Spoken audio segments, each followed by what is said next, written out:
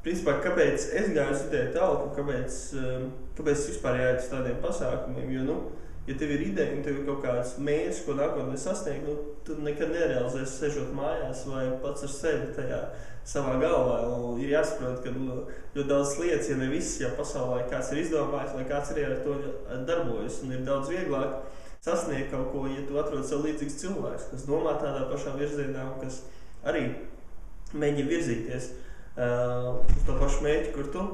Tieši tāpēc es gāju uz ideju tālāk un gāju uz dažādiem līdzīgiem pasākumiem, bet ko tieši man deva ideja tālāk, jebkurā citā biznesa pasākumā es biju vairāk kā novērotājs, kā cilvēks, kas uztver informāciju, bet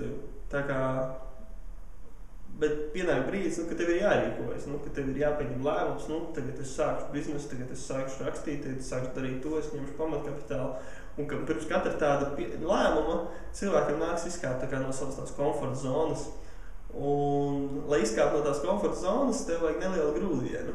Un ideja tālāk bija tāds negaidīts grūdienis, kurā mums nācās uzreiz kaut ko radīt. Un tieši šis inovatīvais pieejams, šī radošā atmosfēra un šis formāts, kas lika man pašam uzreiz rīkoties, deva šo grūdienu, šo pirmo soli. Ar to šis pasākums atšķīrās un ar to arī viņš bija tik veiksmīgs.